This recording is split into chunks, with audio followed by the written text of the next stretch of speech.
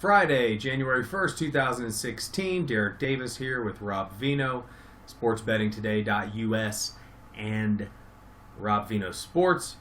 Rob, 5 games on the college football card today, right in the middle of bowl season.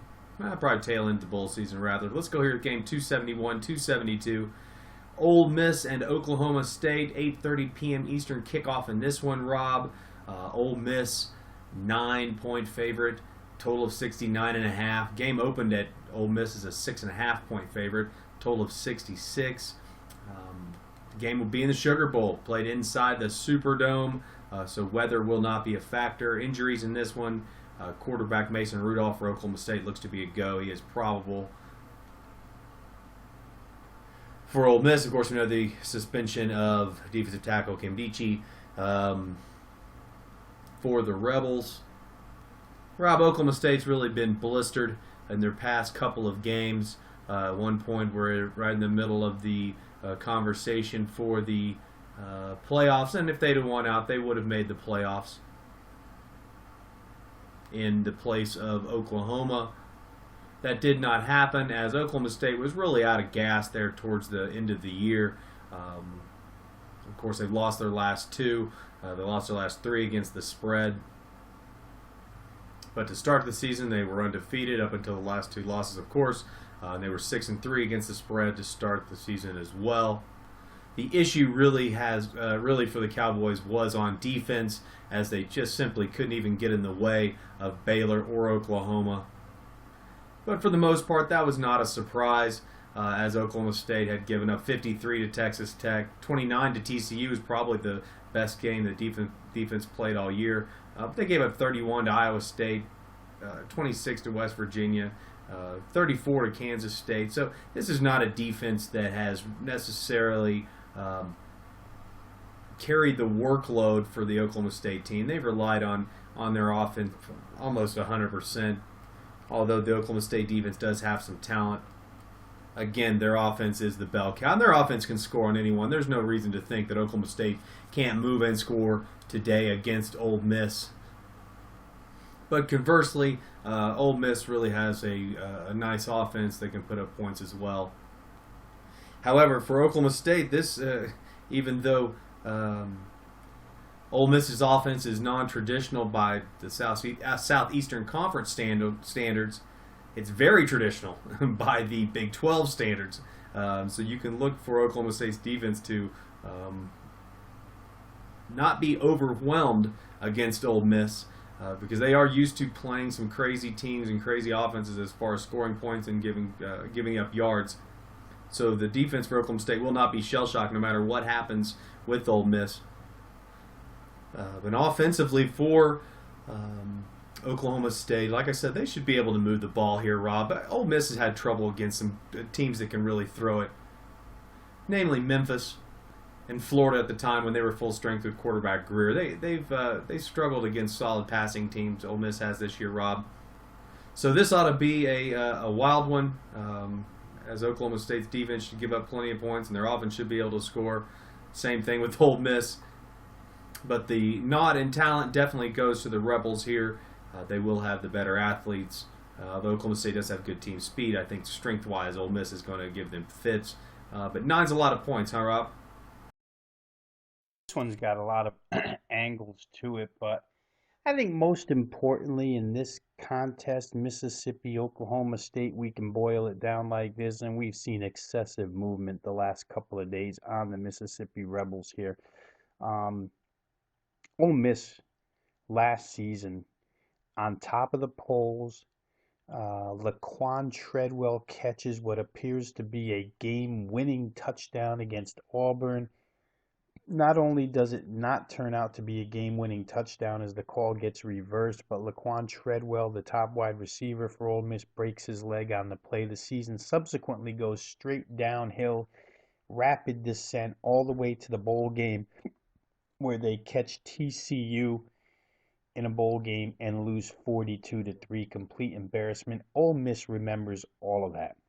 They're here for atonement tonight as far as bowl game result is concerned.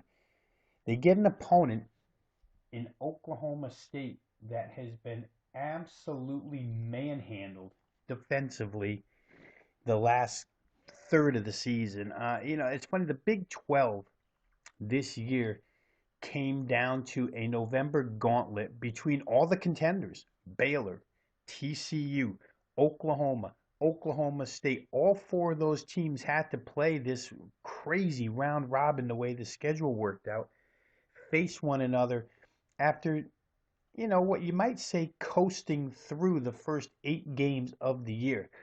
When push came to shove, Oklahoma State had home games in a lot of these instances, but the defense was absolutely shredded. If you just go back to Halloween night, because we'll go back 5 games here, they allowed 642 yards to Texas Tech, 53 points in that game. Did outscore them, though. They got 70, but 53 points, 642 yards. Follow that up, they played TCU, allowed 663 total yards.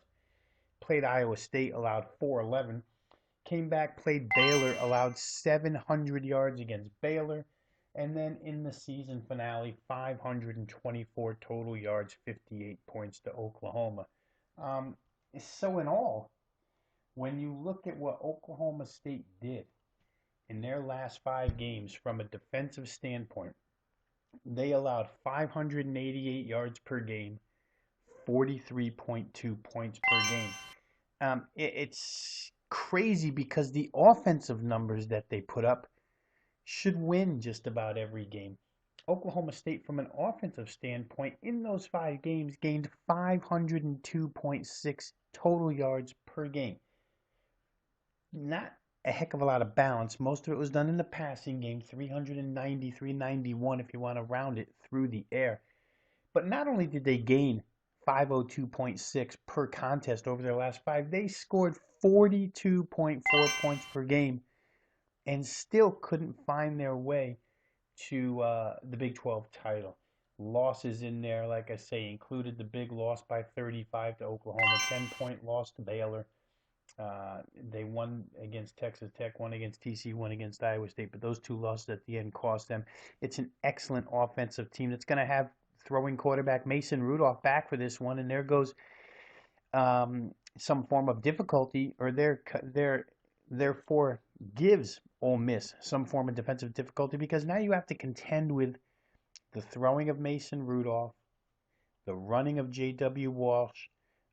Head coach Mike Gundy has really done an excellent job this year with the two quarterback system. Most teams don't have as much success when you have one quarterback in the game for a few series, run another one in for a couple, run the other one back. But it's worked for Oklahoma State, and it causes a lot of difficulties for defensive coordinators. You have to contend with Rudolph throwing the football to his array of targets.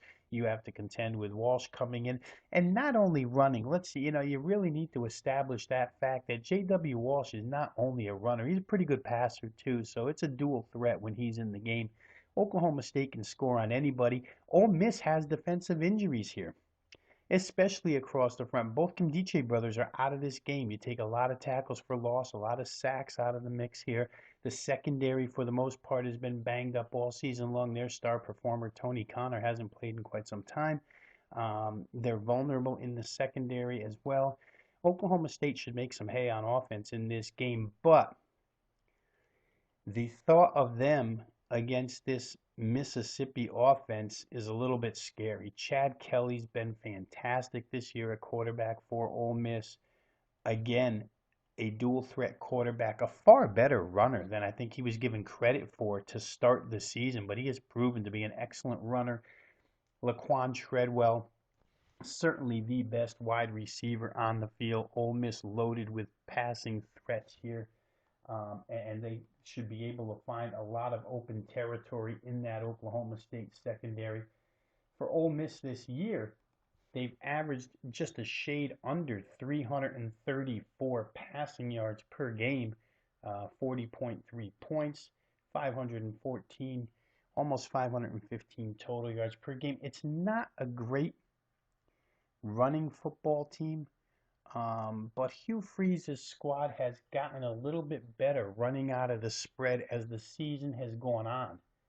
You see that they picked up 243 yards against Mississippi State, those yards on the ground in that final game, and balanced it off with 236 through the air. That's a nice balance. Prior to that, ran for 4.9 a carry, 152 yards against a pretty rugged LSU front seven. So as the season progressed, Ole Miss got better running the football, 222 yards, almost 7 a pop against Arkansas in game number 10 for Ole Miss. That element had been missing early on. It's present now. I think Ole Miss will have no trouble gashing the Oklahoma State defense. Oklahoma State, a team that is not in awe of any venue, any bowl game, any opponent. They come to play, and they'll come to play here. I think they'll score. I think Ole Miss will score more. I understand the reason for the push toward Mississippi in this game as we look at it right now. Game opens 6.5 up to 8.5. Total opens 66 up to 69.5. Power ratings set this game at Ole Miss on the neutral field. And remember, you have excellent conditions for this game, indoor conditions. So it makes for a track meet. Mississippi minus 7.5 according to power ratings. I think Ole Miss is the better team here, and I think Ole Miss will come and get what they're searching for, which is a big bowl victory for Hugh Freeze. I could see it being of the, 10-plus point variety. In the end, Ole Miss's defense is far more capable of making one or two stops than Oklahoma State's is. So to lay 8.5 right here, I think probably the way to go. Ole Miss, to me, 10 or more better than Oklahoma State at this time.